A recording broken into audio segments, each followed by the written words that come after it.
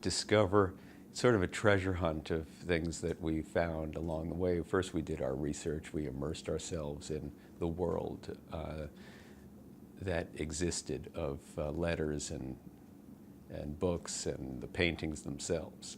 And that immersion helps kind of get the story in our DNA a bit. And then from there, once you start to cast it, once you start to go on location, once you have a script, you continue to work and work, and then just exist in some of these real places, the asylum and the landscapes where the paintings were actually made, which still remarkably are intact and look like they did 125 years ago. That discovery period just continues to build through the writing process, the prep and casting, scouting, and pre-production process, and then through the shoot, and it continues to evolve and grow and change all the way through the edit till the last day of work. It's a one long continuum. Well, yeah, the casting choices are just as organic as the rest of the process is for us. We don't really go through a typical casting process of bringing people in to read. It's really about bringing in people we know or people whose work we respect. And Julian has great casting instincts and can, again, without an audition process or bringing in multiple people, we have called them up and said, "Are you interested in doing this? Because we'd love to have you." That's the that's the casting process, and we were committed from the beginning to working with Willem and building this around Willem. We'd worked with Willem on Julian's first film on Basquiat in '94, '95, so and friends with Willem even before that.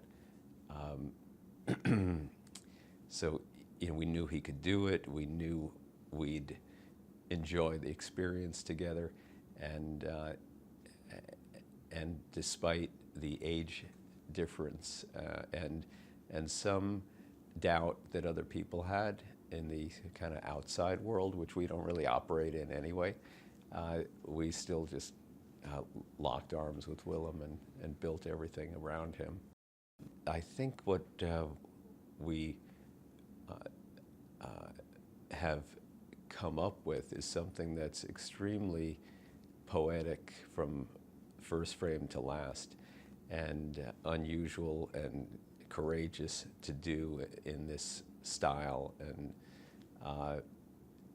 and really experience what it was like not to know what he did or observe what he's doing, but to actually be this person and experience it through his eyes, walk in his footsteps, literally, and